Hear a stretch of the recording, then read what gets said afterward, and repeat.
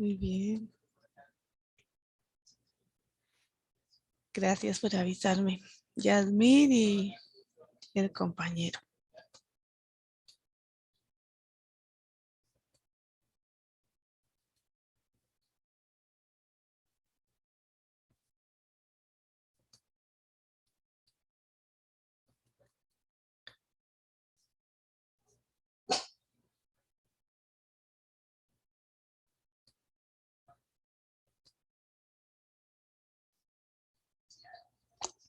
Bueno, la clase pasada, Steven, habíamos visto algo referente a los precios máximos y los precios mínimos. Entonces, en algunas circunstancias especiales, el gobierno define un precio máximo cuando se está especulando mucho referente a un producto. Por ejemplo, cuando vivimos la situación del alcohol, bueno, a nivel internacional, que se empezó a demandar mucho este producto, los precios incrementaron 5 o 6 veces, hasta 10 veces, Steven. Entonces, lo hicieron los gobiernos fue regular ese precio. O sea, como decirle, bueno, no está permitido que se venda el alcohol o el alcohol en gel o estos productos a un precio que sobrepase de este tope. Entonces, en Costa Rica, pues en su momento se le definió un precio máximo pues al alcohol. Y bueno, esto sucede cuando hay eventos extraordinarios. Por ejemplo, si hay un exceso de lluvias y inundaciones en determinados lugares, entonces empiezan a escasear determinados productos. Y cuando escasea un producto, algún sector se aprovecha de eso, porque los precios empiezan a subir y tal vez hasta los ponen en inventarios, esperando que suba y suba y suba el precio para aprovecharse de esa situación. Entonces, en estos casos, pues el gobierno establece un precio máximo. Y bueno, esto también genera como distorsiones en el mercado, al punto que como el precio está por debajo del nivel competitivo, es decir, del precio de equilibrio que definiría el mercado, y entonces esto, al estar por debajo de ese precio el que debería estar, aumenta mucho la cantidad demandada. O sea, la gente empieza a demandar mucho ese producto porque está un poco más barato. Y ese incremento pues excesivo de la demanda, y como no se puede subir el precio porque nadie puede comprar ni vender un producto pues por encima de ese precio máximo. Entonces esto genera escasez del producto. Y los que venden el producto pues saben que como hay tanta demanda, tanta gente queriéndole comprar ese producto, saben que aunque le disminuyan la calidad de ese producto, la gente se lo va a comprar. O sea, está tan necesitada las personas del producto ese que, que no importa si baja un poquito la calidad. Si fueran, por ejemplo, sopa de albóndigas y normalmente tiene la sopa de albóndigas 6 albóndigas, pues se la baja a 3 albóndigas. Y como hay mucha gente que está deseando, está hambrienta, pues no importa, lo compra así, aunque tenga menos calidad el producto. Eh, en su momento, cuando hubo crisis pues en los Estados Unidos y que se le puso precio máximo, en 1971 se quería frenar la inflación. Había muchísima inflación, entonces se pusieron precios máximos supuestamente para que la inflación no siguiera incrementando. Y a raíz de eso, pues, por ejemplo, las librerías empezaron a imprimir libros con, con papel de una calidad inferior. O los que vendían productos de madera o madera en sí, ya la vendían con un menor grosor. Los que pintaban carros, pues en lugar de echarle varias capas de pintura al carro, pues le echaban una. Entonces, ya sabían que tenían esa venta garantizada, entonces no se preocupaban tanto por la calidad. Bueno, ese es uno de los inconvenientes de establecer precios máximos. Por eso solo se debe hacer como de forma temporal y de forma extraordinaria. Y también el hecho de que esos precios estén por debajo del equilibrio hace que mucha gente haga fila para comprar ese producto. Entonces las filas se vuelven. ¿Y qué pasa cuando la fila, por ejemplo, es de 1 hora o de 2 horas o de 4 horas? Pues que el costo de oportunidad es muy alto. Porque en esas 4 horas nosotros podríamos, por ejemplo, trabajar, dar clases, o podríamos cortar el césped del vecino, o podríamos hacer empanadas y vender. Entonces, Podríamos usar ese tiempo en otras cosas o simplemente dedicarlo a la familia en ocio y descansar. Y esos son ineficiencias que se generan en el mercado. También hay inadecuada distribución del recurso, porque podríamos utilizar esos recursos, de ese capital humano, no sé, trabajando o realizando otro tipo de obras. También se asigna ineficientemente a los consumidores. Probablemente el que compre ese producto no lo valora tanto. Lo compra ahí porque está barato, pero en realidad no lo necesita. Y otra gente que sí lo necesita, pues se queda sin el producto. Entonces, por eso se dice que hay asignación ineficiente entre los consumidores. Y también se generan pérdidas de ganancias en el intercambio. En este caso, nosotros hablábamos pues, del alquiler de unos apartamentos que partíamos de que era un producto homogéneo y cuando el precio era de $1,000, pues se alquilaban 2 millones de apartamentos. Sin embargo, cuando el precio bajó, pues se convirtió en un precio máximo, em, solo se logró, se demandaban esos mismos apartamentos por un precio de $1,200. Sin embargo, solo se podía ofrecer 1,800,000. Es decir, que 200,000 personas se quedaron sin apartamento. Entonces, eso es lo que se le llama pérdida de las ganancias del intercambio. Es decir, allí hubo unos consumidores que pues no tuvieron acceso a esos apartamentos. Y también ese precio máximo da lugar al mercado negro. Es decir, que se comercialice ese producto de forma ilegal y se venda, por ejemplo, lo compran barato en un sector o en una región o en una provincia y van y lo venden a otra donde no haya restricción de precio máximo. O se puede sacar el producto por la frontera. Lo compran barato aquí y lo venden caro en otro lugar. Entonces, bueno, ese es el inconveniente de los precios máximos. Claro, por supuesto que la idea de crear estos precios máximos es beneficiar al consumidor, es decir, a nosotros los ciudadanos. Generalmente ese es el propósito noble de crear estos precios máximos, que las personas nos beneficiemos, pero se generan ciertas distorsiones. Por otro lado, también a veces se fijan precios mínimos. Entonces, esto es al contrario. Este está por encima de lo que sería el precio competitivo. En este caso, pues el precio competitivo está en $1 y a ese dólar se venderían 10 unidades. En este caso son como quintales de arroz. Sin embargo, ese precio se establece por arriba de ese precio de equilibrio, es decir, en $1.20, 1.20 céntimos de dólar. ¿Y esto qué hace?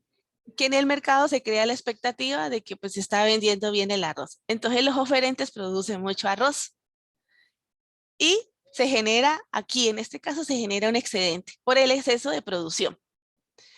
Y nadie compra esto porque lo que se está demandando es lo que nos define esta línea que trazamos hasta el eje horizontal, que es donde nos marca la cantidad demandada.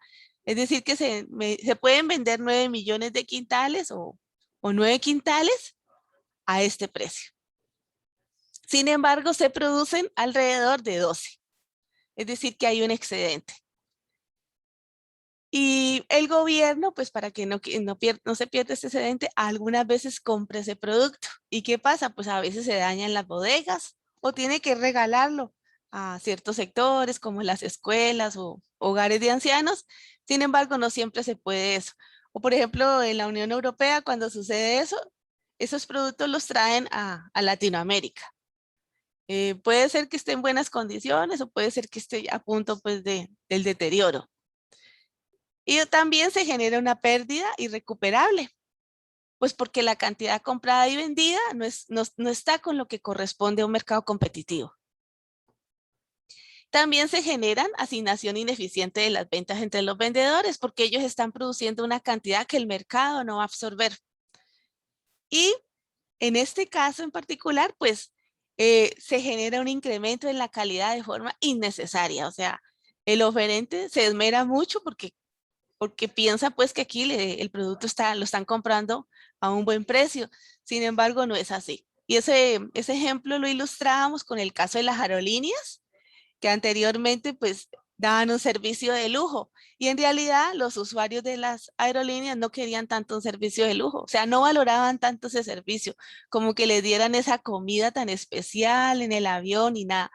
El usuario, o sea, los viajeros, lo que querían era que los precios de las tarifas de viaje en aerolínea realmente bajaran para poder viajar un poco más. No querían tanto que les dieran un banquete mientras que viajaban. Eso era más. ¿Y qué pasaba con esa comida? Pues que a veces ni siquiera los que viajaban en esas aerolíneas querían comérsela y se generaba un desperdicio. Y con el tiempo lo que se hizo fue bajar las tarifas de las aerolíneas, que es lo que ustedes conocen como low cost. Si usted, por ejemplo, está en Europa, puede viajar muy fácilmente por 10 euros de Madrid a Noruega o de Madrid a Roma. Hasta por 8 euros usted puede hacer ese viaje. Y bueno, que usted viaje por 8. Y eso que genera pues un impacto favorable a las zonas donde llega el turismo. También se genera pues más la distribución de los recursos, porque si usted está invirtiendo en una comida sofisticada para un grupo de personas que no la valora, pues ahí usted está asignando más los recursos. Tal vez esos recursos se podrían destinar a producir otro producto que realmente el mercado sí lo esté demandando. Y también se genera pues la actividad ilegal, o sea, esa tentación pues de infringir la ley para vender a un precio inferior, que sería el precio del mercado competitivo. Y también vimos el tema de las cuotas, que también a veces anteriormente, Steven, estábamos viendo el caso de precios máximos y precios mínimos, que lo que estábamos trabajando era la parte del eje vertical. O sea, ahora, ¿qué pasa si se regula la cantidad? Entonces, por ejemplo, usted lo observa cuando le dan licencias a los taxistas o también se le dan licencia a los pescadores. Entonces, Incopesca pues le asigna a determinado grupo de pescadores que tiene ciertas características que siempre pues les han, se han dedicado a la pesca, pues se les da una licencia de pesca. Y bueno, en este caso pues no se le asigna al fijarse una cuota, pues no se asigna la cantidad de licencias que realmente necesita el mercado de los taxistas, o no se asigna la cantidad de licencias que necesitan realmente toda la cantidad de pescadores, sino que se asigna por debajo de lo que define el mercado competitivo. En este caso, pues se pasa de 10 a 8 unidades. Esto pues, usted lo puede multiplicar por 1000 o por 10.000 o por 100.000, dependiendo pues del contexto en el que usted esté trabajando. Y lógicamente esto genera una brecha pues entre la cantidad, el precio al que se le vendería la licencia en un mercado competitivo que sería de $5 en un mercado en donde está regulada la cantidad de licencias. Entonces, que en este caso pasaría a costar $6. Esto también genera ineficiencias en el mercado, porque no se generan estas 2.000 licencias o estas 2 licencias o estas 200.000 licencias se dejarían de generar y estas personas pues probablemente se queden sin trabajo y tengan que recurrir al sector informal y a realizar otro tipo de actividades. Y también se generan incentivos ilegales porque probablemente algunos de estos pescadores o algunos de estos taxistas lo que hacen es negociar la licencia. Se la venden a, Esteban, dime por favor, ¿en qué te puedo aclarar alguna duda? Profe, digamos, hasta ahorita en todos estas regulaciones que son impuestas por el gobierno, Ajá. en todas se incentiva la actividad ilegal. Este, eh, Cualquier regulación que se ponga en un mercado va a incentivar la ilegalidad, entonces, digamos. Depende de la elasticidad del producto, que es el tema que vamos a ver hoy. O sea, depende de qué tan elástico es el producto. Si el producto es muy elástico, pues tendrá determinados impactos. O si es inelástico, o sea, pero eso lo vamos a ver más adelantico, Esteban. Ok, ok, Pero ok. es probable que sí, siempre haya esa tentación, ¿no? De infringir la ley, o sea, como que echa la ley, echa la trampa. Yo no sé si han escuchado ese dicho. O sea, como que usted define unos parámetros para establecer una forma de controlar y sin embargo, pues la gente siempre busca pues la forma, si es un caso de un impuesto, pues la forma de evadir el impuesto. Si es una regulación orientada al mejoramiento de la calidad de un producto, la gente busca meterle allí como un sustituto para bajarle un poco la calidad. Es como que siempre, como que está, forma parte de la naturaleza humana, ¿no? O sea, no todos somos amantes del cumplimiento fiel de todas las reglas y de todas las normas. Por ejemplo, la regla dice que seamos fieles, ¿cierto? La regla moral. Bueno, pero a veces la gente tiene tentación y pues a lo mejor infringe eso en determinadas circunstancias. Entonces yo diría que también esa infringir determinadas normas o reglas que nos establece la sociedad también forma parte de la naturaleza humana. O sea, Profe, ¿qué están buscando las personas? Obtener mayores ganancias. Y si infringir, ya te doy la palabra, si infringir esa norma o cumplir esa norma está perjudicando sus ingresos. Mire el caso, por ejemplo, de Shakira, que ahorita que estuvo con problemas en Barcelona por el no pago de los impuestos. Messi también estuvo con el mismo problema, Cristiano el mismo problema, y uno diría, bueno, estas personas con tanto dinero no debería dolerles pagar impuestos, porque ellos ganan pues miles de pesos diarios, entonces uno diría, pero ¿por qué lo hacen? Sí, perdón, ¿te escucho? profe, esto de que, como comenté el compañero, de que todas las acciones que se toman, al menos por el gobierno, Ujú. terminen incentivando a la ilegalidad, ¿eso es que el sistema está está mal planteado o que las personas estamos mal y por eso siempre queremos buscar? O sea, ¿está el sistema el que está mal y por eso nos arroja a querer hacer cosas malas o somos nosotros los malos? Yo Al digo menos, ¿qué que, dice la economía desde ese punto? yo digo que 50-50, o sea, porque es que, ¿qué queremos las personas? Nosotros, las personas por naturaleza, bueno, hay gente que es muy dadivosa y altruista y etcétera, etcétera, y los monjes y etcétera, pero la naturaleza humana siempre que queremos obtener el máximo de beneficio de cada cosa que hagamos. O sea, nosotros queremos la máxima nota, queremos pues quedarnos con la mayor parte de los ingresos, aunque usted a veces escucha gente, no, yo estoy feliz de pagar impuestos. No sé, si usted tiene lo que tiene que pagar de impuestos, en realidad usted se lo deducen por obligación, entonces pues en realidad usted ahí no hizo nada, o sea, lo que hizo fue que la empresa ya se los dedujo y usted lo acepta con resignación.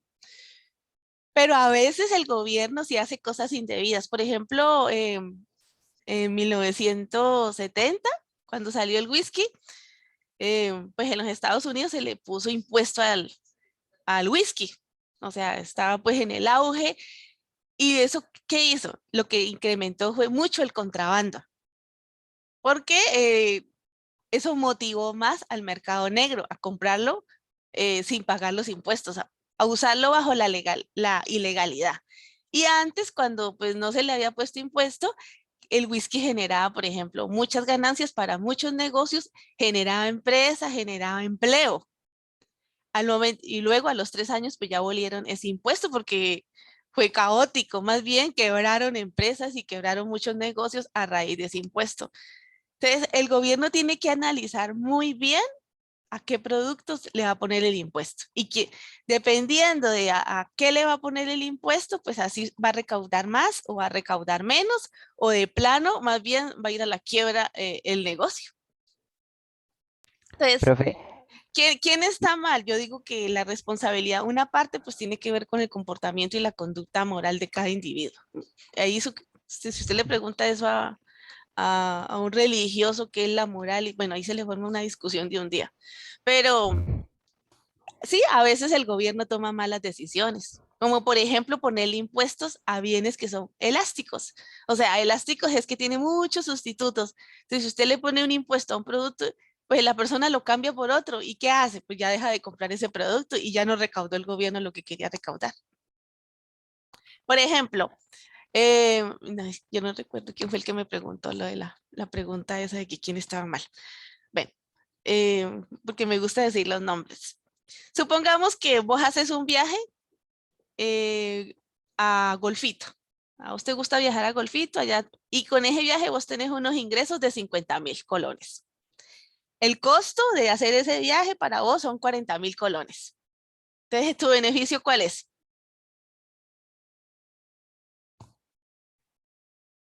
¿Cuál es? Bueno, ¿El viaje en sí sí, ¿cuál es tu o cómo? beneficio del viaje en sí? Tu beneficio Ah, neto. es que no sé si estoy confundido, pero el tiempo de ocio, ¿o cómo? ¿No? Por ejemplo, vos haces un viaje a dar unas clases o una asesoría o lo que sea, y vos por eso recibís unos ingresos de 50.000, pero viajar Ah, hasta donde vas a dar esas clases o esa asesoría o esa capacitación te cuesta 40.000, por lo que sea, por las razones que sean. y- ¿Cuánto beneficio te genera esa actividad? ya, perdón, no había entendido la pregunta. Es de ahí apenas 10.000, profe. Ah, bueno, te genera, bueno, 10.000 pueden ser, ¿qué tal que sean $10.000? O sea, no, 10.000, o sea, no lo miremos como tan, como que tan bajo, ¿no? O sea, esos 10.000 pueden ser 10 millones o $10.000, o veámoslo así en grande. Y supongamos que vos, pues, eso es lo que te cuesta el transporte. Y el gobierno te pone un impuesto de $20. O sea, ahorita ya ese te va a costar el viaje, ya te va a costar 60.000. Te cuesta 60.000 ahora el viaje porque te pusieron un impuesto de 20.000. ¿Vas a hacer el viaje? No. No, pues salgo perdiendo.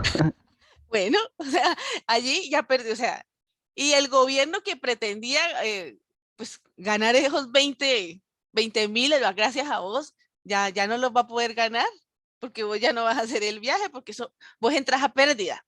Si haces ese viaje, pues más bien tenés que sacar 10.000 de tus ahorros para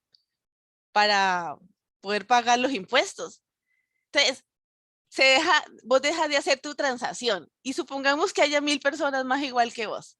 O sea, esas 1.000 personas dejan de hacer esa transacción, dejan de hacer ese viaje.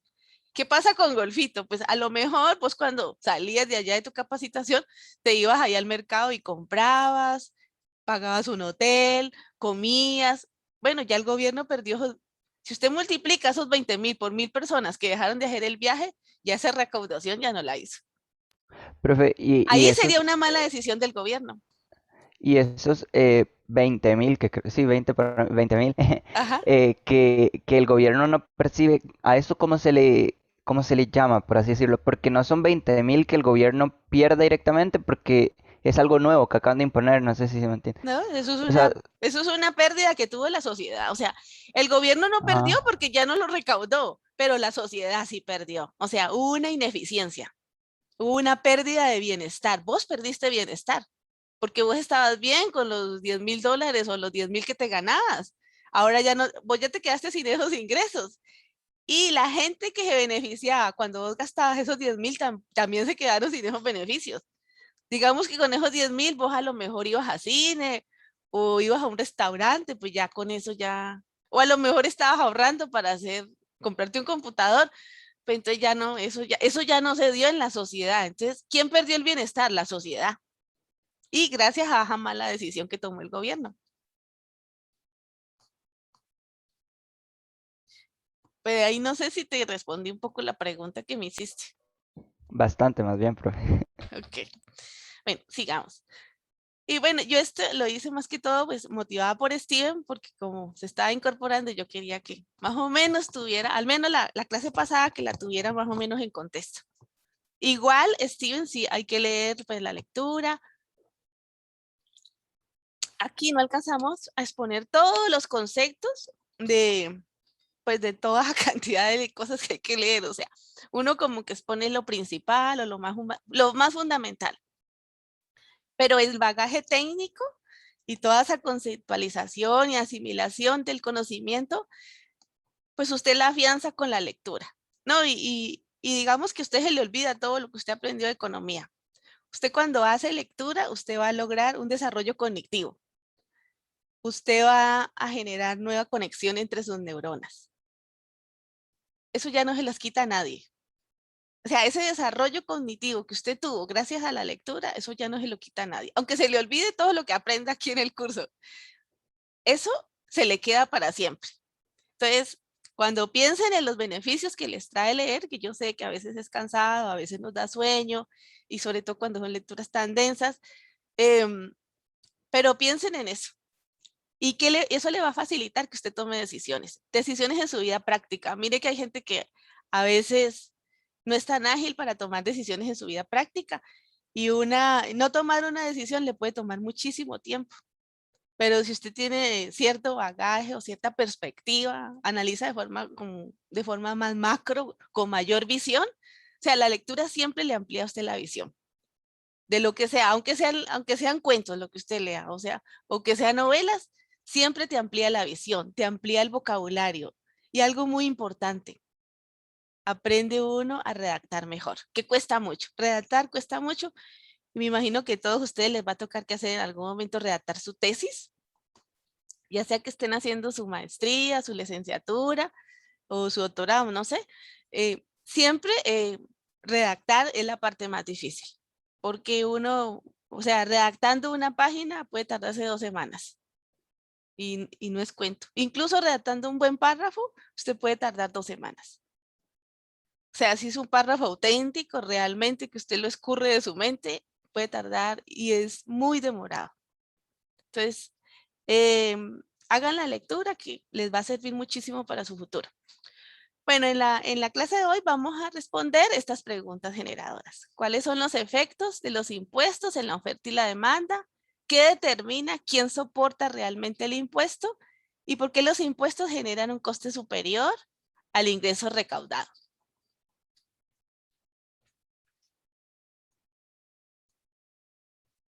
Bueno, los impuestos, pues como acabamos de ver con el ejemplo anterior, realmente alteran pues los precios de un producto y en ese sentido pues alteran el beneficio que pueden obtener las personas en el mercado.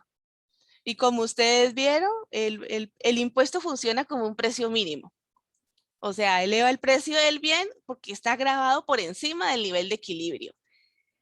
Pero usted dirá, pero entonces, ¿para qué ponen impuestos si genera tanto problema, motiva la actividad ilegal? Pues en realidad como que pareciera que nos hace más daño que bien. Pues hay que hacerlo. Los impuestos son necesarios porque el gobierno, esa es la forma que tiene el gobierno generarse ingresos. Así es como ellos generan ingresos. ¿Y para qué le sirven al gobierno los ingresos? Pues para construir carreteras, para desarrollar escuelas, para crear centros de salud. O sea, el gobierno hace una serie de obras para invertir en defensa, en la policía, en la protección del ciudadano, en la protección del medio ambiente. Todo eso se hace pues con los impuestos que se recaudan. ¿Qué otra forma tiene el gobierno para generarse ingresos? Bueno, endeudarse. O sea, el gobierno puede ir y pedirse un préstamo al Banco Mundial y ahí se genera ingresos. O puede ir y endeudarse también con el Fondo Monetario Internacional y ahí también se genera ingresos. Otra forma como el gobierno se genera ingresos es vendiendo bonos. Entonces, vende unos bonos y con esos bonos le promete a la gente que le compra el bono un rendimiento. Puede ser un rendimiento semestral o anual. Y allí, digamos que esa persona le presta un dinero ahí, unos millones de dólares, y se los presta por 10 años. Y durante 10 años, el gobierno debe pagarle un rendimiento a esa persona que le prestó o a esa institución que le prestó ese dinero. Y la otra, que es la peor para generarse ingresos, es que imprima. Imprimir dinero, ¿por qué es malo? Porque eso genera mucha inflación. Cuando usted tiene 2 chanchitos y lo único que es la riqueza de su economía y lo único que usted hace es imprimir dinero, pero no crece la riqueza del país, lo único que genera es inflación. Y cuando solo suben los precios, pero no suben la riqueza de un país, lo que genera es pérdida del poder adquisitivo de la moneda. Es decir, que usted tiene muchos billetes, pero no puede comprar casi nada. ¿Qué es lo que le está pasando actualmente a Venezuela? O sea, tiene muchos bolívares, tal vez ustedes hayan visto muchos videos de eso, tiene muchísimas cantidad de bolívares, pero no le permiten comprar casi nada. Y Zimbabue, por ejemplo, también vivió una gran crisis en el 2007-2008 y incluso se tuvo hasta el billete de 2 millones de pesos de Zimbabue y no servía ni para comprar un papel higiénico. Entonces, ese es el Aquí problema. pudiera pasar eso. ¿Cómo? Aquí pudiera pasar. Yo he visto algo que No, no, Costa Rica está... dólar va a llegar a, bueno, que $1 va a valer 1.000 colones o algo así. No, aquí no va a pasar eso. No, no va a pasar. Porque el gobierno se rige pues por la medida internacional donde la tasa meta de inflación a nivel internacional es entre el 2 y el 4%. y Costa Rica está al 2% o por debajo. O sea, que Costa Rica, Profe, yo vuelvo, escuché que en Venezuela ahorita sí ya, lo mismo que comentó de Zimbabue, que ahorita en Venezuela ya van a sacar el billete de, o creo que ya lo sacaron, no sé, de 1 millón y que inclusive van a tener que quitar creo que 5 ceros de la moneda en sí, porque ya es tanto que se paga con sumas exageradas, entonces como que van a quitar ceros. Entonces yo tenía la duda, ¿cómo afecta eso de quitar ceros? Porque escuché que eso es una medida horrible, o sea, sí, sí, claro, eso es fatal. O sea, allí en esa situación de hecho, en Venezuela lo que estaba dando es que ya la gente no está pagando con bolívares, sino que paga con café, como el café, no pierde poder adquisitivo. O sea, se está usando dinero en mercancía. Entonces, lo que está haciendo es que yo tengo unos quintales ahí de café y vos a mí me vendés la carne o el pollo, las verduras y yo te pago con café.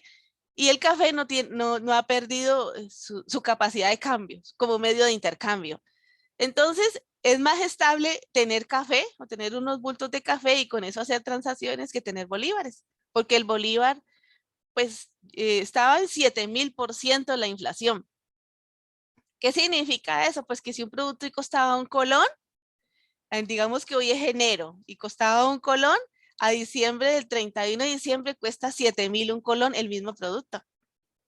Y los salarios no suben al 7000%. Pero si los precios suben a 7000%, usted no va a poder comprar casi nada con ese salario. Sí, es una medida pues trágica para Venezuela porque eh, significa que pues que los venezolanos que ya estaban en pobreza, pues en una pobreza bastante avanzada, pues que la situación puede empeorar y pues generarle muchas eh, malestar a la ciudadanía y más necesidades insatisfechas. Bueno, entonces, ¿el gobierno qué hace con esa recaudación de los impuestos? Pues construye parques y hace... Perdón, profe. Sí, te escucho. Si se sabe que la inflación es como la peor medida posible, ¿qué tiene que pasar como para que lleguen a esa conclusión? O sea, no pueden pedir más plata prestada como al Banco Internacional o nada Pero más ¿quién más a impuestos o Venezuela cómo. nadie le quiere prestar? Es que ese es el Ajá. problema. Cuando usted pierde credibilidad en el mercado, por eso aquí se preocupan tanto por la calificación de riesgo. Entonces, cuando la calificación de riesgo está bajando en el país, o sea, ya la gente empieza a cantar impago, impago, impago. ¿Qué es impago? Es que no vamos a poder pagar los intereses de deuda. Y, pero Venezuela, pues como está tan sancionada por todos los lados, pues por la falta de democracia y por todas las situaciones que ha manejado mal, los bancos no le quieren prestar dinero. Entonces lo que le queda es imprimir o vender petróleo y bueno, también dice que está haciendo transacciones en el mercado negro con otro tipo de productos que no son legales.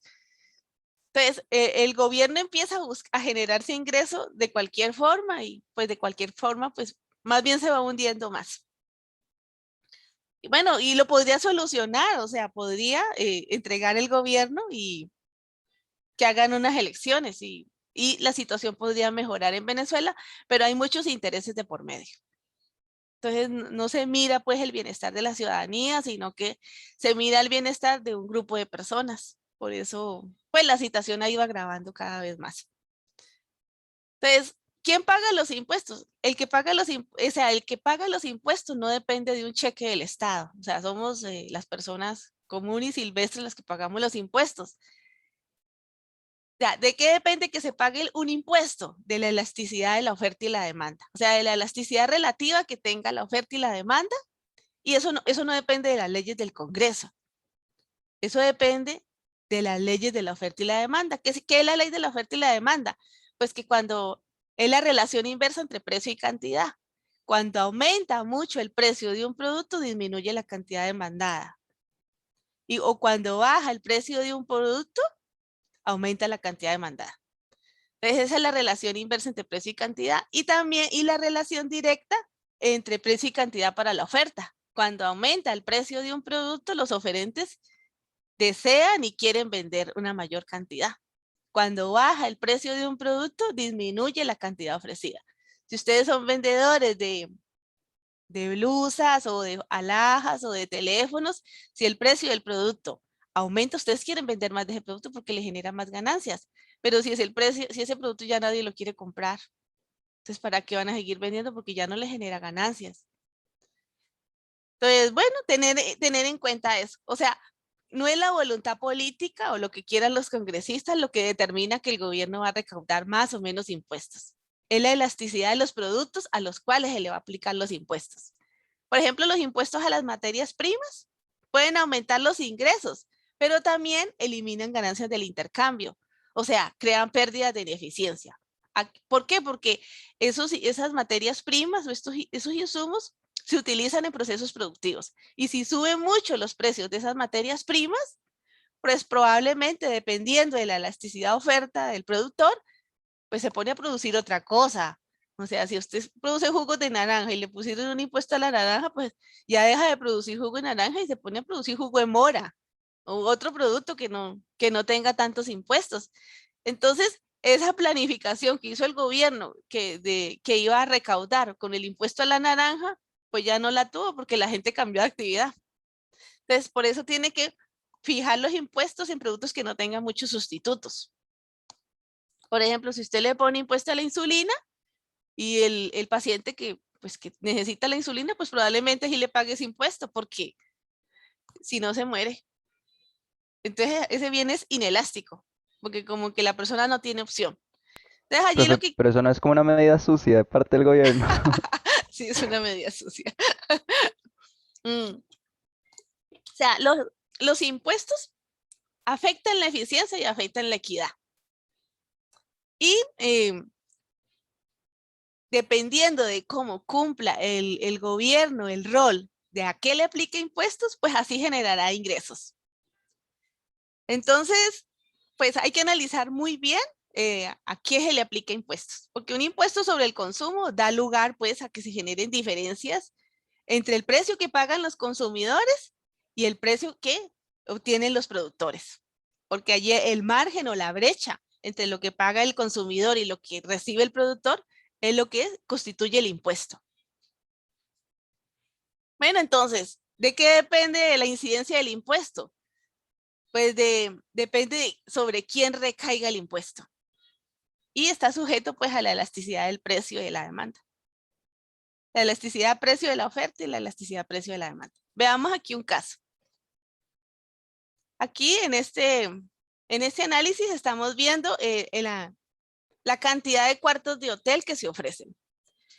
El mercado competitivo define que el precio de equilibrio y la cantidad de equilibrio es que se renten 10,000 cuartos y que esos cuartos sean a 80 euros o 80 dólares. Aquí esta es la oferta sin impuestos, la oferta de cuartos. Luego el gobierno decide poner un impuesto. Entonces la curva de oferta se desplaza. Se desplaza hacia la izquierda porque esto es un costo para el productor. Ahora, los hoteleros van a recibir 60 dólares por cada cuarto. Recuerde que el gobierno les impuso un impuesto de 40 dólares. Y la habitación pasa a costar 100 dólares. O sea, el consumidor, el turista que va y renta un cuarto, ahora le va a costar 100 dólares. ¿Qué pasó con el mercado? Pues que a 100 dólares los consumidores ya no van a rentar 10,000 cuartos. Ahora van a rentar 5,000. Porque para el consumidor es muy caro. Solo 5,000 turistas o 5,000 consumidores de cuartos están dispuestos a pagar 100 dólares por ese cuarto. Total, este triángulo que ustedes observan aquí es la pérdida de eficiencia en la sociedad, o lo que le llamamos peso muerto. ¿Por qué? Porque se dejaron de rentar 5,000 cuartos. ¿Cuánto recaudó el gobierno? Pues multiplicamos los 40 del impuesto más los 5,000 que sí rentaron los cuartos. Total, recaudó 200,000 dólares. Pero se generó esta ineficiencia. Se llama pérdida de intercambio o pérdida o peso muerto. O sea, porque el impuesto distorsiona los incentivos y disminuye las transacciones realizadas. Aquí las transacciones realizadas que disminuyeron fueron de 5.000. ¿Les queda clara la distorsión que generó este impuesto?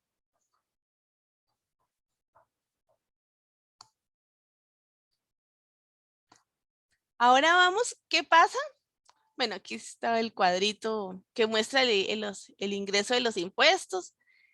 Y en este caso, pues el impuesto recae sobre los vendedores. Mire que los vendedores o los productores de cuartos o los dueños de hoteles apenas están recibiendo $60. Acá recibían $80 y rentaban más. Pero ahorita con ese impuesto, pues reciben menos y rentan menos también. O sea, socialmente se genera una pérdida. Ahora veamos el caso cuando el impuesto lo paga, no recae sobre el productor o sobre el vendedor de los cuartos, sino que recae sobre el consumidor. Es exactamente el mismo proceso. Ay, perdón.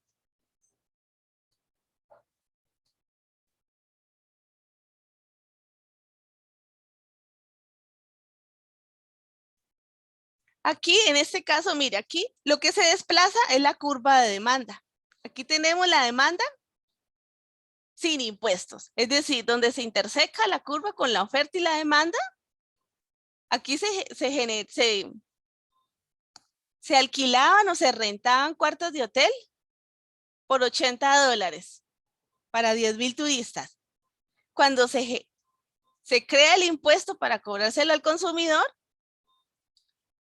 el hotelero, el dueño del hotel, pues recibe $60 por el cuarto y los consumidores pagan 100. Mire que el gobierno recauda los mismos 200.000 independientes sobre quién le aplique el impuesto. No importa si se lo puso al hotelero o si se lo puso al consumidor. La recaudación es igual. Y los hoteleros se perjudican de la misma forma. Bien sea que se lo imponga a ellos, que ellos sean los que tengan que girar el cheque, o bien sea que sean los consumidores los que giren el cheque. Me refiero a girar el cheque para el gobierno. El gobierno recauda lo mismo. Tanto consumidores como vendedores u hoteleros se perjudican igual.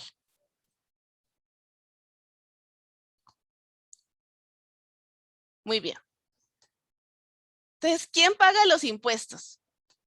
O sea, como ya según los dos casos que vimos, podemos notar que el pago de impuestos perjudica o beneficia dependiendo de la elasticidad. ¿Qué es la elasticidad? La cantidad de sustitutos que yo tengo para un producto.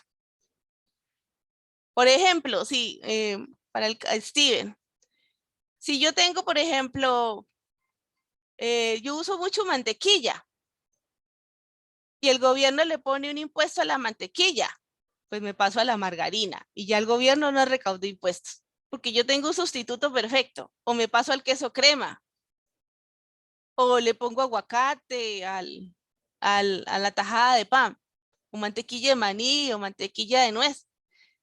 Si yo como consumidor cuento con sustitutos, ya el gobierno ya no me cobró el impuesto que me quería aplicar. Entonces, dependiendo de los sustitutos que yo tenga, igual si es el caso de la oferta. Si usted produce jeans, o bueno, no digamos jeans porque tal vez esa tela es más difícil de sustituir. Usted produce un vestido. Usualmente lo produce, por ejemplo, digamos que de algodón.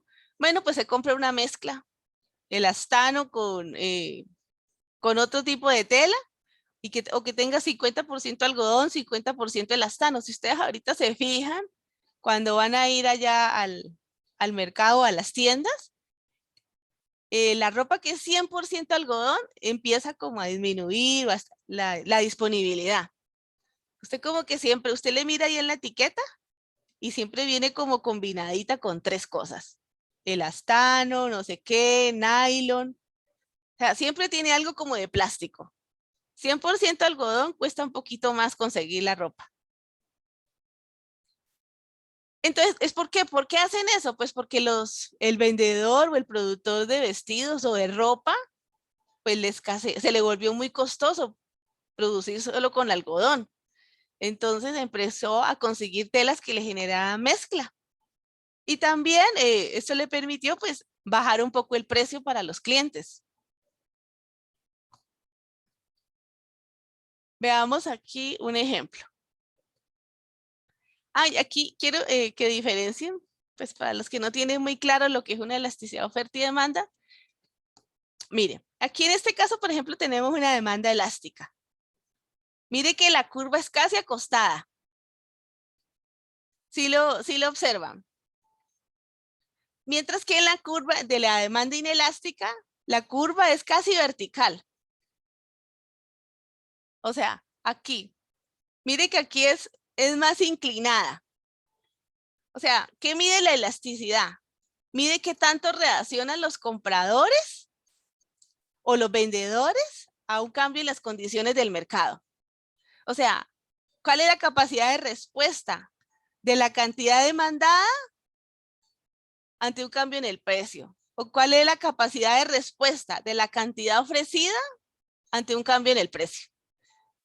Si, por ejemplo, el producto tiene muchos sustitutos, la demanda es elástica. Se dice que esta es una demanda alta. Nosotros no vamos a hacer estimaciones cuantitativas de la demanda, pero a la demanda elástica, cuando uno le aplica pues la fórmula, obtiene un valor mayor a 1. Entonces se dice que la demanda es alta. La demanda es elástica y es una demanda elástica alta, porque tiene muchos sustitutos el producto. Por ejemplo, refresco de Coca-Cola. Tiene muchos, tiene Pepsi Cola, Fanta Colita, naranjada, fresco de leche, o sea, imagínense todos los sustitutos. Y una demanda inelástica, es decir que no tiene tantos sustitutos. Y habíamos visto varios, ¿quién se acuerda cuáles eran los valores que, además de la sustituibilidad de un producto, qué otro elemento funcionaba para analizar si algo era elástico o inelástico? ¿Quién recuerda? Que si era un artículo complementario, ¿era? Sí, los precios de los bienes relacionados. Bueno, eso era básicamente para analizar la demanda. Pero la elasticidad, o sea, si algo es muy elástico o menos elástico, por ejemplo, los bienes de lujo, ¿son elásticos o inelásticos? ¿Quién recuerda? ¿Un bien de lujo se considera elástico o se considera inelástico? Elástico, ¿no?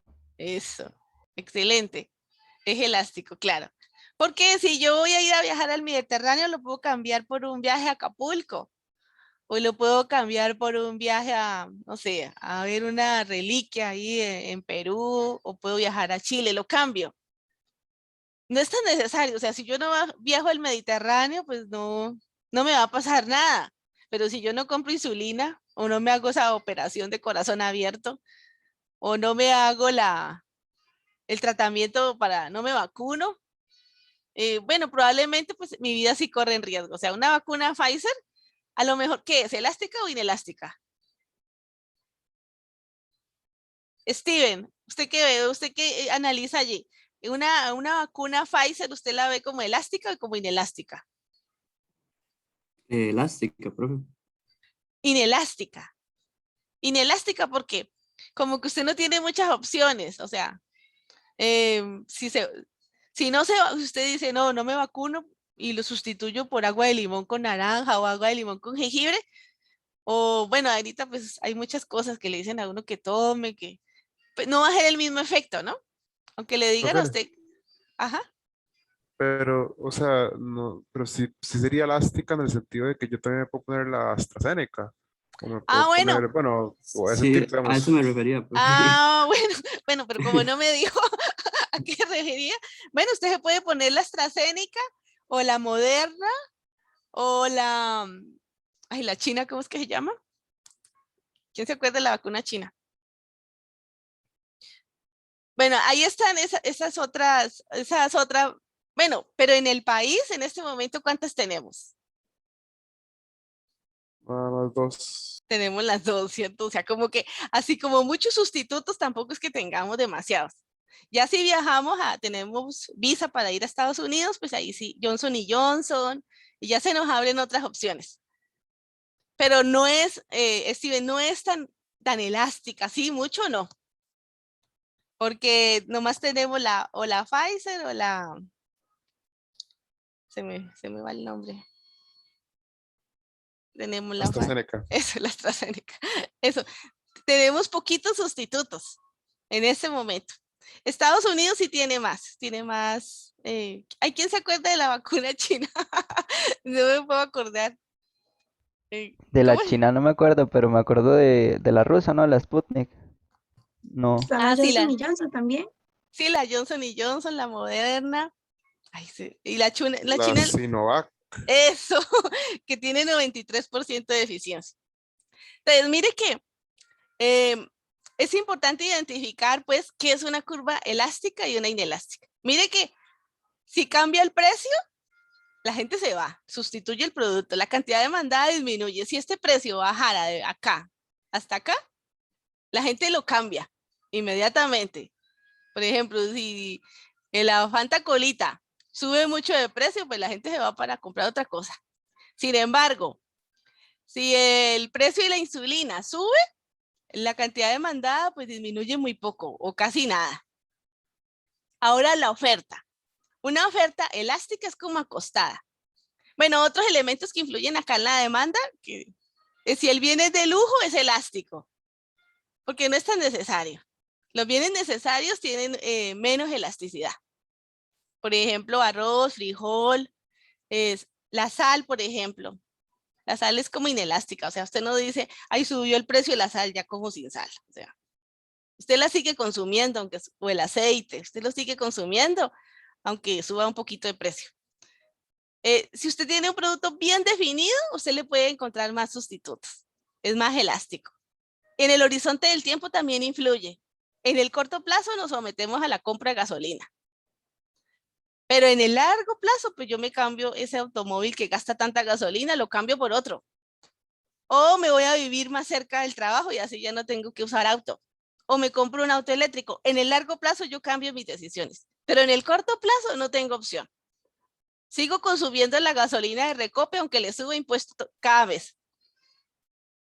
O sea, y si yo vivo, por ejemplo, el transporto niños y transporto adultos de un lado a otro, aunque le suba el impuesto, pues tendré que seguir comprando esa gasolina. No me puedo ir hasta la frontera porque pues me sale más caro ir hasta la frontera a comprar gasolina. Ahora, la oferta. La oferta pues también, usted la puede observar que es cuando está acostada la curva, es elástica. Es decir, como que la respuesta a un cambio en el precio es grande. Y es inelástica cuando la respuesta a un cambio en el precio es muy poca. O sea, si usted en su proceso productivo utiliza insumos que son escasos o difíciles de conseguir, su oferta es inelástica. Pero si en su proceso productivo usted utiliza insumos que usted fácilmente los puede sustituir, no sé, papa por yuca o camote morado por camote blanco, entonces su oferta es elástica. Si usted utiliza una tecnología simple en su costo en su proceso productivo, pues es muy fácil digamos que la tecnología que usted usa es un molino, entonces es muy fácil de conseguirla. Pero si la tecnología que usted usa en su proceso productivo ya tiene que ver con fibra óptica o microchips o inteligencia artificial, pues su oferta es inelástica porque no es tan fácil conseguirla. O si de su oferta también usted necesita capital humano muy capacitado, gente de la NASA, pues entonces su oferta es inelástica. Pero si usted utiliza gente que solamente necesite que no necesite ni que lea y escriba, sino que simplemente que sepa hacer las cosas ahí como, no sé, cortar yuca o picar o colectar frutos, entonces usted allí, su oferta es elástica. Bueno, dependiendo si no hay pandemia, si no hay restricciones para entrada de migrantes, porque ahorita también hay que fijarse en eso, ¿no? Entonces, dependiendo del tipo de recursos o de insumos que usted utiliza en su proceso productivo, así su oferta puede ser elástica o inelástica. Entonces, ¿tienen claro cuándo la oferta es elástica y cuándo es inelástica, ¿no? O sea, ya nadie tiene duda con esto. Bueno, sigamos. Ahora vamos a ver el caso pues ya del impuesto. En este caso, fíjese que aplicamos un impuesto. Esta es la curva de oferta. O sea, la curva de los vendedores o del productor. Y aquí tenemos que el mercado competitivo, esta es la curva de demanda, esta de color azul. El punto de equilibrio donde se interseca la curva de oferta con la curva de demanda es el punto PE, precio de equilibrio y cantidad de equilibrio. Sucede que el gobierno pone un impuesto.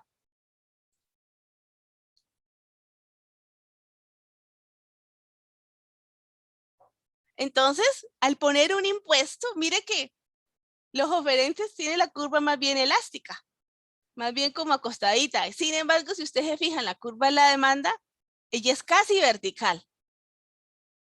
O sea, la respuesta ante un cambio en el precio de la cantidad demandada es muy poca. O sea, es decir que estos consumidores, aunque usted les suba el precio de su producto, ellos lo van a comprar. O sea, muy poquitos compradores o consumidores van a dejar de comprar el producto. Entonces, cuando la gente o las personas nos vemos obligadas a comprar un producto, aunque suba de precio, entonces el pago de los impuestos recae en el consumidor. Pero como el productor, ese producto para el productor no es tan fundamental. A lo mejor este producto se puede cambiar de negocio y ese impuesto que le pusieron ahí, o sea, no sé, se cambia y vende otro producto o produce otra cosa. Entonces, lo que paga el productor, lo que le corresponde al productor, es muy poco. Ustedes dicen, pero ¿cómo se dio cuenta que ese pedacito corresponde a cada cosa? Mire, este es el precio de equilibrio. Este es el precio que la gente está dispuesta a pagar. Este es lo que el productor cobra a lo largo. Recuerde que este es el precio que están pagando las personas. Y este fragmento, pues, es el excedente del productor, que lo habíamos visto en la clase pasada. Lo que le cuesta al productor y en que el valor al que vende el producto. Sin embargo, al definir este impuesto, lo que provoca es que el productor ya no reciba PE. Aquí tendríamos un segundo punto de equilibrio. Por ejemplo, aquí sería E1 y aquí sería E2. Entonces, el precio que recibe el productor está definido aquí, en este punto. Sin embargo, el precio que paga el comprador o el consumidor por el mismo producto está en la parte superior. Pero como su demanda para ese consumidor es tan importante ese producto, el impuesto recae sobre él. Y el impuesto del productor, el fragmento que paga de ese impuesto es muy poquito. Es lo que corresponde a este color verde. Y este triángulo que ustedes observan aquí es la pérdida del intercambio o la pérdida de ineficiencia para la sociedad.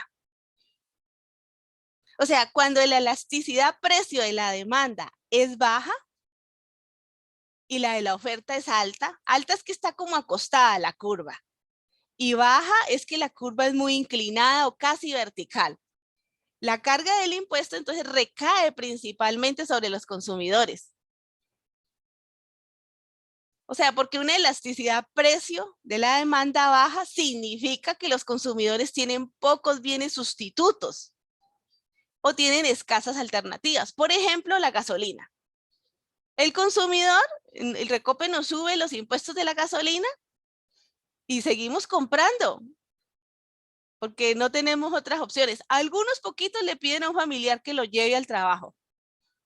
Otros deciden irse en transporte público. Pero a lo mejor, pues usted es un gerente o usted tiene que visitar muchos clientes, entonces usted no alcanza a transportarse por bus para visitar a todos sus clientes. A usted le toca usar el carro para ser más ágil en su trabajo. Entonces usted compra esa gasolina, aunque pues, le toque que pagar impuestos. Entonces tiene que comprarla, aunque sea el precio mayor. Entonces, comprendido por qué aquí el impuesto recayó sobre el consumidor. Sí, profe. Muy bien.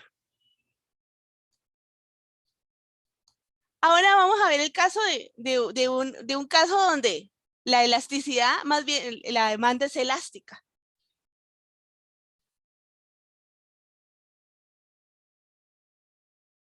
Que a veces como que se me pega el computador. Bueno, en este caso, mire que aquí la curva de oferta está normal, o sea, tenemos la misma curva de oferta anterior. Sin embargo, ahora esta demanda es elástica. Esta demanda es elástica, es casi acostada, pues como hemos aprendido, o sea, la sensibilidad que tiene este cliente es baja. Ante un cambio en el precio, o sea que él tiene muchos sustitutos para este producto. Pueden ser refrescos o un producto, a lo mejor no lo necesita tanto ese producto. Entonces, cuando el gobierno le pone un impuesto, mira, aquí está el punto de equilibrio, donde se interseca la curva de la demanda con la oferta. Entonces, P es el precio de equilibrio y Q es la cantidad de equilibrio. En el momento que el gobierno pone el impuesto, la cantidad de equilibrio pasa, esta es la cantidad definida por el impuesto. Cuando se pone ese impuesto, ya muchos compradores de ese producto, de ese servicio, no sé, a lo mejor era una peluquería. Entonces se hacen otro tipo de corte o deciden dejarse el cabello largo, o sea, o se van a otro lugar a cortárselo. Supongamos que el impuesto lo ponen solamente en desamparados y para el resto de las regiones no ponen impuesto. Para la peluquería, entonces se van para otro lado, los consumidores. Entonces ellos casi no pagan ese impuesto. O sea, como que se salvan de pagar el impuesto. Mientras que los que sí tienen la peluquería y no se pueden mover de ahí, sí les toca pagar ese impuesto. Te recae sobre ellos. Y el precio que ellos reciben por el servicio, mire que está aquí en la parte inferior. Está muy abajo. Este sería lo ideal, que ellos vendieran ese servicio a esta cantidad de clientes. Pero ese impuesto les generó una ineficiencia. O sea, la pérdida de intercambio o la disminución del número de transacciones en el mercado se ve reflejada en este triángulo, que está compuesto por una parte que le pertenece al consumidor y otra parte que le pertenece al productor. ¿Qué es lo recaudado por el gobierno? La multiplicación de QT por el valor del impuesto. O sea, cuanto más elástica, mayor va a ser la proporción de impuesto que recaiga sobre los productores. Muy bien. O sea, profe, el cálculo de aquí, de lo que gana el gobierno, sería la de QT o QE. QT, ¿verdad? Esto es QT, claro. Lo que recauda el gobierno es QT. Esto es lo que te define el mercado competitivo. Esto sería lo ideal. Ok, sí, es lo que no está pasando, digamos. Sí, esto sería lo ideal. Que no hubieran barreras, que no hubieran aranceles, que no hubieran impuestos, que esto se funcionara a las libres fuerzas del mercado. Sin embargo, el gobierno necesita ingresos. ¿Para qué? Para redistribuirlos, para construir carreteras, servicios de salud. O sea, el gobierno tiene que recaudar, porque la otra forma de ingresos, pues ya las vimos, ¿no? Pedir prestado.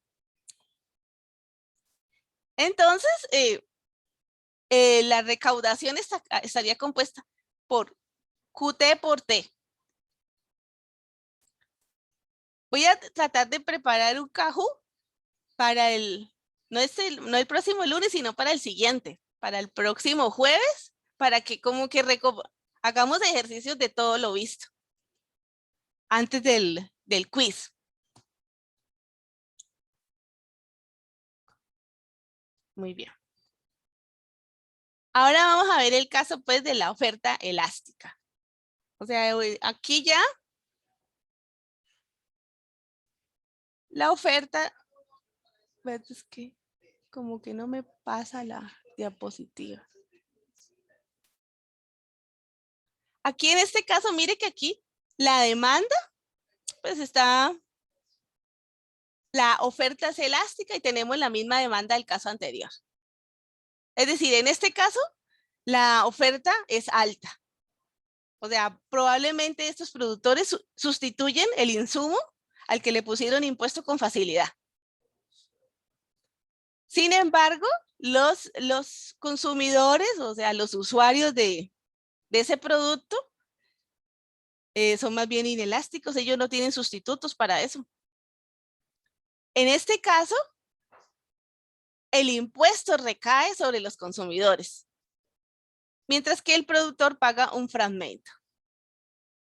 Lo recaudado por el gobierno sería la multiplicación de T por QT. Sería, el gobierno recauda lo mismo, independiente de quién lo pague. Ahora más tardecito vamos a ver cuándo no le conviene al gobierno los impuestos.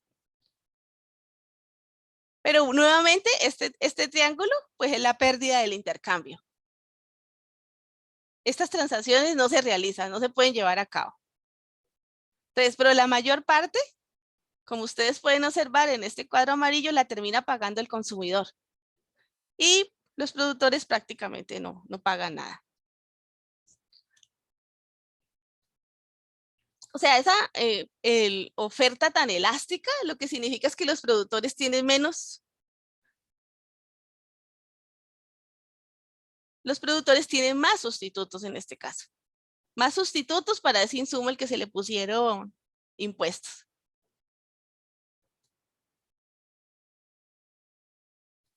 Bueno, ahora veamos otro caso. Dime, Oscar, ¿en qué te puedo aclarar? Sí, es que me sale una duda porque, digamos, si, por ejemplo, yo produzco pantalón de X material y le ponen un impuesto a ese material y yo me paso a otro completamente diferente, pues no tendría que pagar ningún impuesto. Entonces, ¿por qué los productores pagarían un impuesto a algunos si no están consumiendo ese material en sí? Digamos, subo un input, pero cambio de input, entonces Porque sí, no no todos debería los haber un productores cambio. pueden hacer ese cambio. Veamos otra vez la gráfica. No todos los productores, Oscar, pueden hacer ese cambio.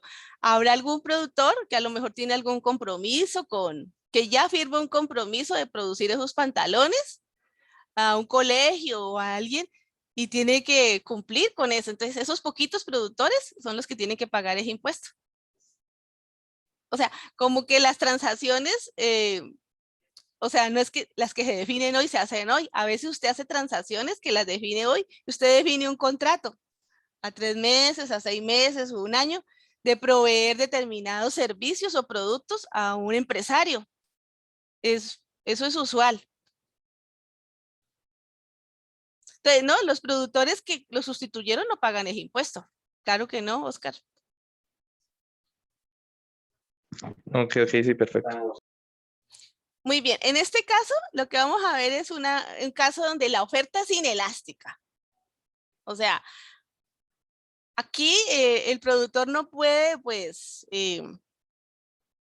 sustituir ese insumo o esa tecnología o ese recurso que necesita. Él tiene que sí o sí utilizarlo. Entonces, sin embargo, la demanda es más bien elástica. O al menos es más elástica que la oferta. Entonces, el punto de equilibrio donde se define, pues, el impuesto. Mira, aquí está aquí está el mercado competitivo, donde operan las libres fuerzas del mercado. Y donde se define el precio de equilibrio y la cantidad de equilibrio. Aquí es donde los demandantes coinciden con los que ofrecen el producto. Aquí es donde se liquida el mercado. Sin embargo, el gobierno decide recaudar un impuesto. Entonces, para aplicar ese impuesto, la cantidad demandada disminuye de QE a QT. Es la cantidad definida por el impuesto. Aquí, los proveedores del producto o del servicio reciben el precio PP. Los consumidores pagan el precio PC. Sin embargo, dada la característica del producto que están ofreciendo estos productores, ellos terminan pagando la mayor cantidad del impuesto. Porque no encontraron sustitutos para ese insumo que necesitaban en su proceso productivo. Por lo tanto, sobre ellos recae el impuesto.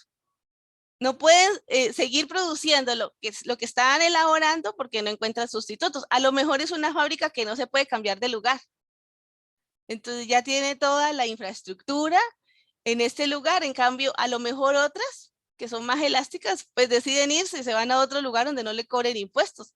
¿Qué es lo que pasa con algunas industrias que están en un país y en el momento que le empiezan a cobrar impuestos, pues se van?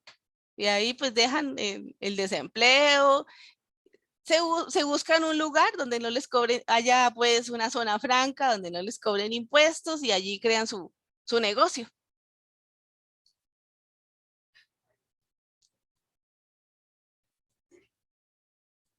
Bueno, aquí está el caso de quién paga el muro, ¿cierto? Cuando Trump, bueno, yo quité la imagen de Trump porque no me gusta ese señor. Él decía que el muro lo iban a pagar los mexicanos. O sea, él cuando propuso eso y siempre hizo esa publicidad, ¿no? Esa era como su carta de publicitaria de que se iba a crear un muro, una gran barrera y que ellos eran los que pagaban ese impuesto, que Estados Unidos pues no iba a pagar un solo peso de eso. Pero ¿qué pasó en los hechos? En los hechos es que el muro en realidad no lo paga. O sea, la forma como él planteaba que iba a pagar el muro era que le iban a imponer un arancel a las importaciones de México. O sea, a lo que los mexicanos exportan. O sea, en esa medida, todos los productos, aguacate o lo que exporten los mexicanos a México, pues hay algunos derivados del petróleo que ellos exportan ahí. Entonces, que a todo eso le iba a poner un arancel. Sin embargo, ¿de qué depende? Ya aprendimos quién paga el impuesto, ¿no? Entonces, aquí ustedes, ¿qué les responderían a Trump?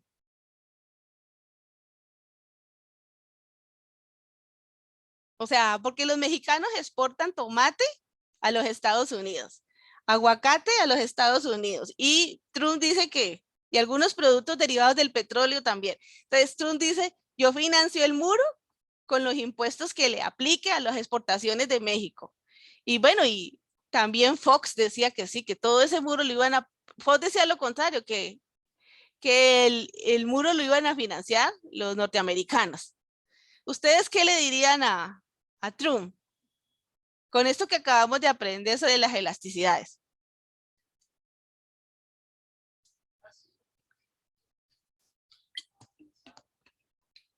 ¿Quién paga el muro?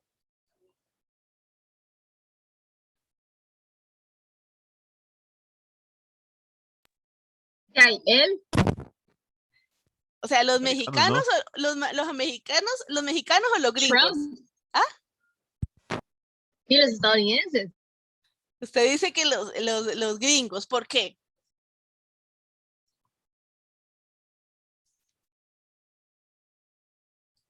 Depende, ¿no? Depende de la elasticidad. O sea, si los productos si la elasticidad precio de la oferta es alta y la elasticidad precio de la demanda es baja, el impuesto sobre el consumo lo pagan los consumidores, es decir, los de Estados Unidos. Si la elasticidad precio de la oferta es baja y la demanda es alta, entonces los productores, es decir, los mexicanos pagarían la mayor carga del impuesto. O sea, dependiendo o sea, si hay mucha gente que usa tomate y aguacate dentro de su proceso productivo, o sea, que ellos no tienen sustitución para ese tomate, ni tienen sustitución para ese aguacate, y sí o sí se lo tienen que consumir de los mexicanos, entonces el impuesto lo terminarán pagando los productores de almuerzos y de comidas o agroindustria de los Estados Unidos, porque no tienen cómo sustituir ese aguacate. Al contrario, si inmediatamente los que consumen los productos de los mexicanos los sustituyen por productos de otro país, entonces el muro lo terminará pagando los mexicanos, los productores de tomate, los productores de aguacate y los productores de derivados del petróleo. Profe, eh, ¿por qué, por ejemplo, con lo que le comenté respecto a si no era una jugada sucia de parte de los gobiernos hacer esto de los impuestos, Ajá. que poniendo eso en la mesa y también lo que Trump comenta, estas no son como políticas, sí, como, ¿cuál era la frase que vimos?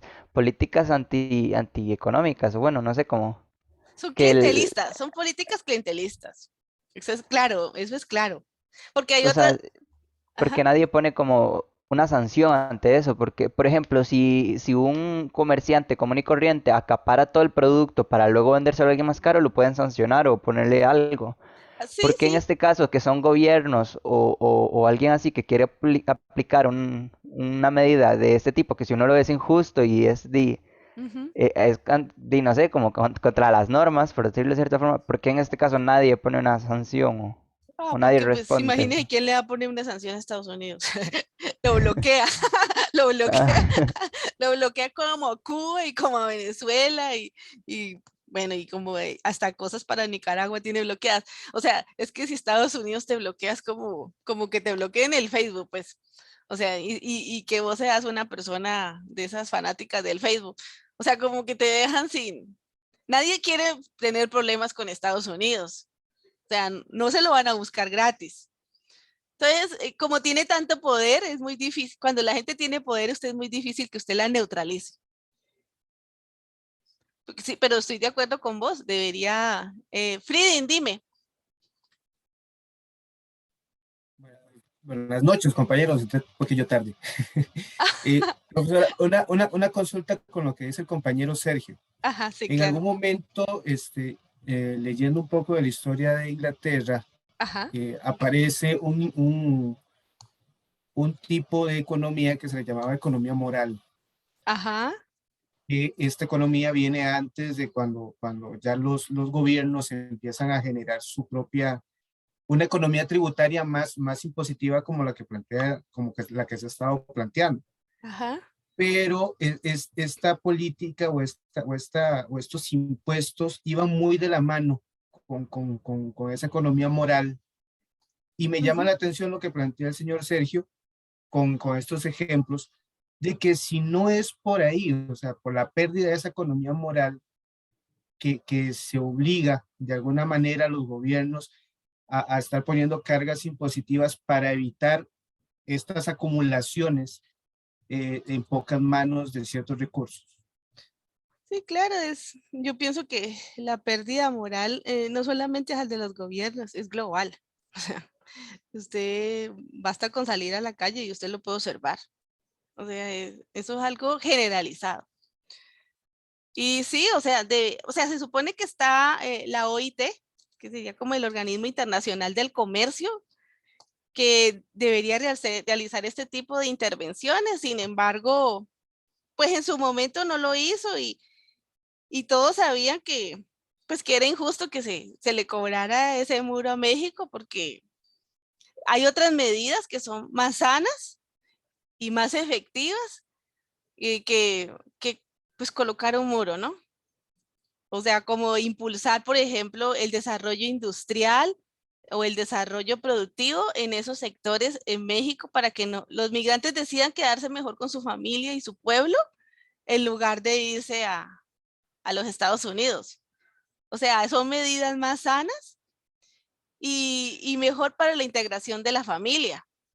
Bueno, y si se hicieran acuerdos internacionales donde se le dé prioridad a la unidad familiar pero a lo mejor también a ellos les conviene hacer esa sobreexplotación de las personas, ¿no? O sea, ¿hasta qué punto los productores de frutas y verduras de otros países quieren que eso pase? ¿Hasta qué punto quieren realmente el desarrollo económico de esas zonas marginadas? A lo mejor las quieren también, o sea, tenerlas en esa condición también les permite aprovecharse más tener una sobreexplotación de esas personas. Algunas veces casi que están en condición de esclavitud. Eso sería que hacer un acuerdo, no sé, global, así como van a cobrar la renta global, que ya casi la imponen, o ya casi, ya está rigiendo para algunos países, debería poder promoverse algo como lo que usted plantea, Fridim.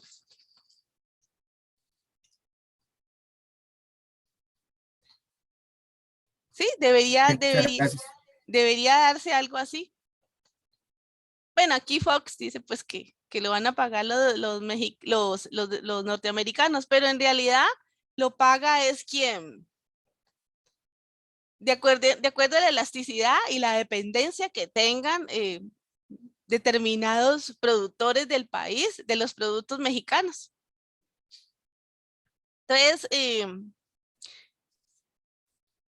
o sea, el efecto que tengan los impuestos o la recaudación que realicen sobre los impuestos dependerá también de la evasión, del comportamiento de los productores, del comportamiento de los consumidores y de la transparencia con la que se manejen todas estas leyes y todo lo que esté orientado a la recaudación.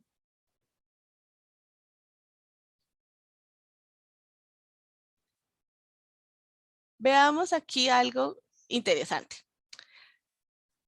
O sea, ¿hasta cuándo le conviene a un gobierno cobrar impuestos? O sea, ¿hasta cuándo es justo?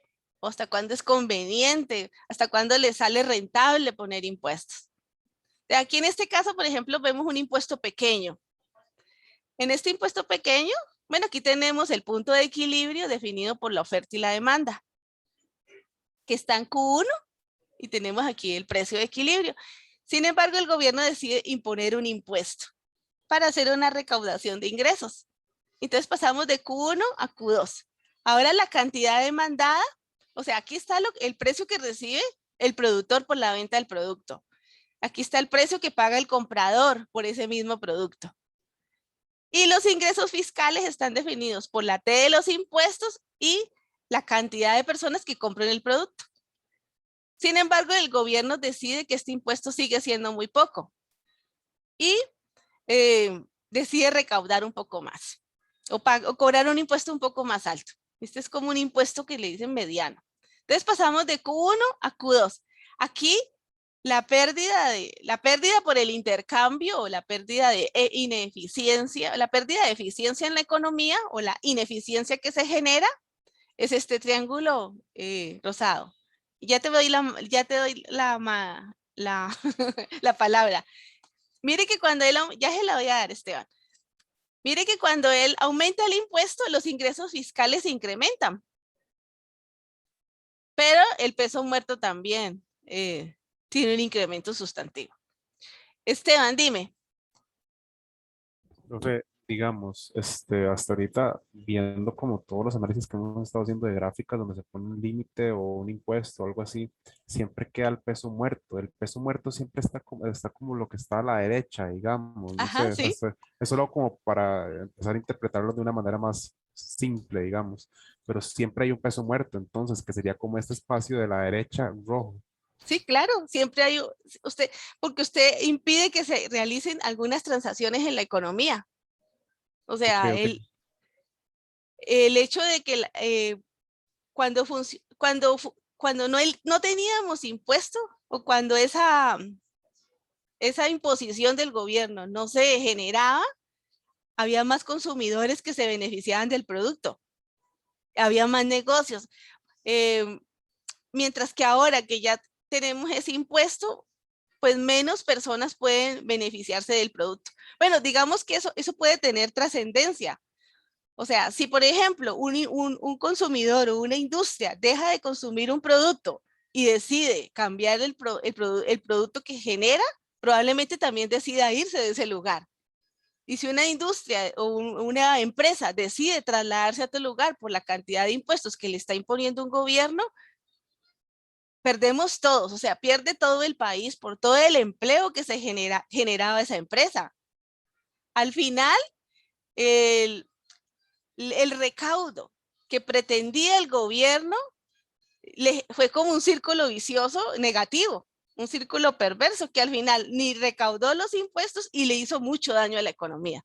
O sea, porque a lo mejor destruyó empresas y destruyó empleos y disminuyó los ingresos de un gran porcentaje de la comunidad. Mire que los ingresos tienen un efecto multiplicador, porque cuando usted recibe un ingreso en su empresa, usted con ese ingreso va y compra la tienda, o sea, va y compra productos. Usted transfiere ese ingreso de mano en mano. El de la tienda le paga a otro señor y el dinero circula. Pero si, por ejemplo, un gobierno impone un impuesto y a lo mejor hace que escasee el producto o se genera una abundancia de un producto innecesaria, bueno, abundancia no se va a generar de pronto una escasez del producto por ese impuesto, porque se está produciendo menos. Mire, antes aquí se producía Q1 y ahorita, a raíz de esta disminución de la producción por el impuesto, pues se produce menos. Hay una cantidad de gente insatisfechas. A lo mejor aquí también se van a generar filas para poder comprar ese producto. Y esa gente que pierde tiempo haciendo fila, pudo haber hecho otra cosa más productiva en ese tiempo de hacer fila. Pero sí, siempre se generan pérdidas en la sociedad a raíz del impuesto. Y cuando ya el gobierno decide aumentar demasiado los impuestos, es decir, que pasa de Q1 a Q2, el gobierno al final no recauda nada, porque la gente cambia de producto, cambia de proceso productivo, pero o simplemente va de los impuestos. O sea, si antes pasaba sus transacciones por el Banco Nacional o el Banco Popular, a lo mejor ahora le dice todo efectivo. Pues como muchas veces nos dicen, ¿no? O sea, yo a veces voy a ciertos lugares y me dicen, en efecto, solo se recibe efectivo. O en los chinos, no sé si a ustedes alguna vez les ha pasado, que no te reciben tarjetas, sino solo efectivo. En algunos lugares, no digo que todos sean así, pero en algunos lugares solo transacciones en efectivo. Y bueno, es una forma como de evadir impuestos porque no te hacen factura y ellos a lo mejor declaran las ventas de hoy fueron tanto y en realidad fueron más arriba de eso. Ya el hecho que usted no deje constancia de la transacción, eso ya tiene costos de transacción, porque no se le puede hacer seguimiento a esa venta o a esa compra. No sé si contesté tu pregunta. Sí, profe, quedó muy claro más bien. Entonces digamos que el peso muerto siempre está, ¿verdad? Solo que lo que cambia es la interpretación que le da dependiendo de cuáles sean los temas que se esté hablando. Del contexto, sí. Si se trata de arrendamientos, si es un impuesto al arrendamiento y los arrendatarios pueden decidir no arrendar, o de forma ilegal le dice, mire, y yo le arrendo esto, pero usted va a ser como un familiar mío. Y bajo cuerda, pues le arrenda más caro o le arrenda más barato, dependiendo. O sea, dependiendo de la situación, también se puede motivar a que se hagan transacciones ilegales o que genere mercado negro. O, por ejemplo, había un impuesto que había una zona en Estados Unidos, en este momento se me olvida el nombre, que le estaba cobrando impuestos, o sea, la gente que tenía ciertos recursos y se trasladaba a vivir a esa zona. Entonces le compraba a la gente que estaba más o menos pobre o necesitada, le compraba esas viviendas. Y el gobierno decidió cobrar un impuesto por vivienda usada. Porque dijo, no, pues que los que llegan aquí a comprar la vivienda, pues son ricos. Ellos vienen y que ellos son los que paguen los impuestos. Entonces, por la vivienda usada, no me acuerdo el nombre de la localidad. Entonces, empezó a cobrar ese impuesto. Y él dijo, no, pues no nos preocupemos porque como ellos le compran a la gente pobre la vivienda usada, entonces los que van a pagar el impuesto son gente con dinero, que viene de otras regiones. ¿Qué pasó? Pues que la gente que compraba la vivienda decidió no seguir comprando viviendas ahí, se fue a otra zona a comprar viviendas donde no le cobraban impuestos. Y los dueños de vivienda que eran de bajos recursos, que necesitaban vender esa vivienda porque ya eran pensionados o porque querían comprar una vivienda más pequeña o porque querían recolectar fondos para su jubilación, pues no lo pudieron hacer. Y al final, pues no se tuvo el beneficio de que llegaran nuevos pobladores con dinero a la zona para generar más comercio.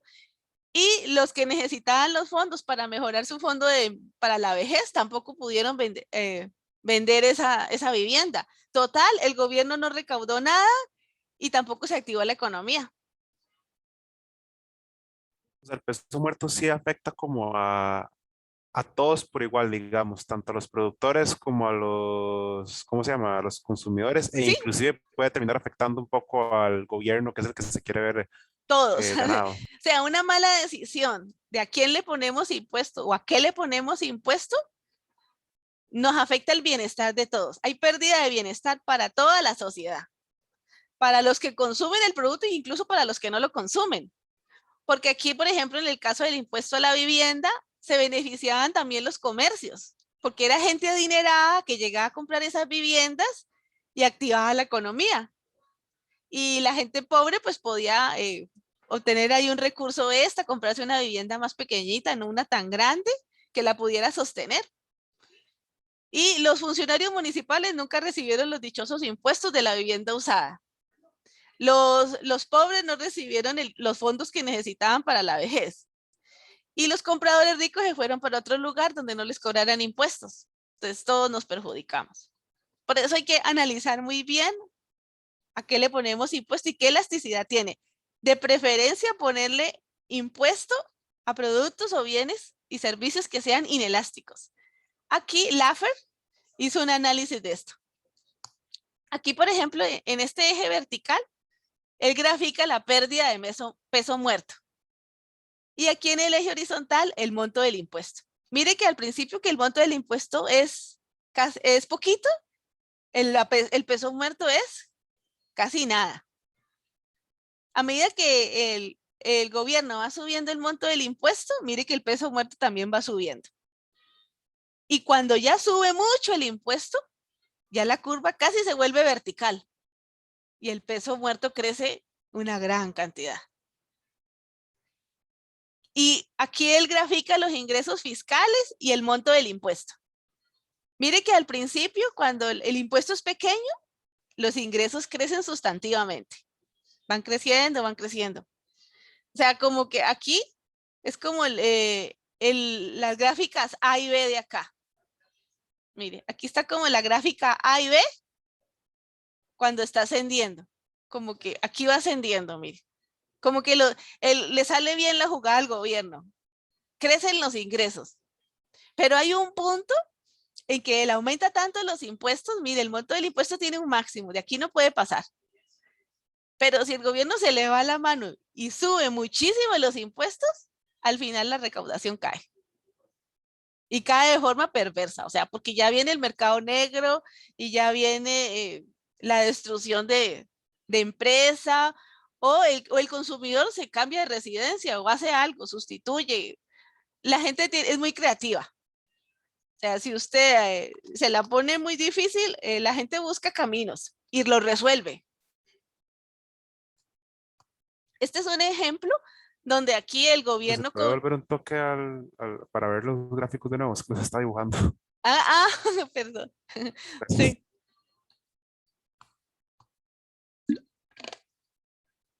Sí, o sea, siempre hay que tener cuidado con lo de los impuestos. O sea, no todos son beneficios. Y a veces los impuestos a los licores pueden ser que dice, es que todo el mundo consume, ahorita vamos a recaudar muchísimo. Puede que no, puede que la gente se cambie. Y entonces ya no, lo que recibe es todo lo contrario. O sea, si le ponen impuesto a la cerveza, pues se cambia para otra, la cola y pola. O si le ponen al ron, pues se pasa para otro tipo de bebida. La gente hace sustituciones o se pasa para los cócteles.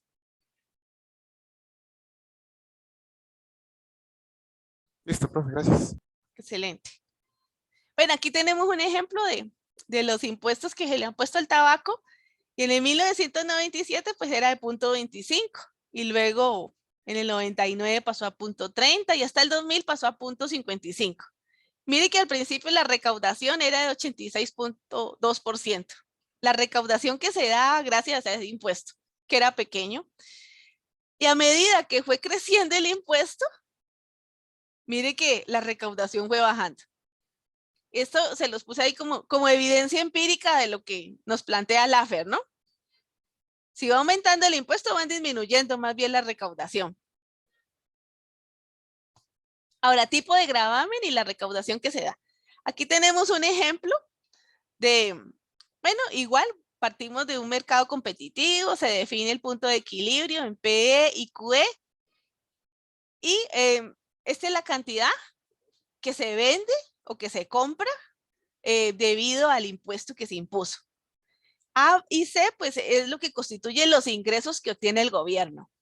Pero aquí lo que yo quería subrayar era la pérdida de eficiencia o el peso muerto. ¿Quién pierde eso? Lo pierden ambos, el consumidor y el productor. El consumidor pierde la área B, porque esto es lo que él estaría dispuesto a pagar por estas unidades, pero no las puede acceder, o sea, nunca las puede comprar. Mire que el precio que paga el consumidor está muy arriba del precio de equilibrio. El consumidor no puede obtener estas unidades. Y el productor también está dispuesto a vender esas unidades, incluso por debajo del precio de equilibrio, pero no las logra posicionar en el mercado. Entonces, tanto los consumidores como los productores pierden. Y este es el peso muerto. Pero ahí lo que quería era básicamente como diferenciar. Y chicos, pues esto es todo. Cualquier duda que de pronto les surja a través de la lectura, pues me pueden escribir. Con mucho gusto, yo estoy para servirles. Si alguien quiere que mañana nos reunamos para platicar sobre las temáticas vistas, por favor me manda un mensaje al WhatsApp o me manda un correo electrónico y yo voy a estar atenta. Pero una consulta. Claro, con mucho gusto. Lo del monopolio y todo eso queda para la próxima lección, ¿verdad? Sí, la próxima semana vemos monopolio, oligopolio, monopsonio, todo lo que tenga que ver con poderme de mercado. Bueno, entonces les mando un abrazo y cuídense mucho. Muchas gracias, profe. Que tenga bonito día. Gracias, profe. Gracias, profe, que tenga buen día. Usted también. Feliz día.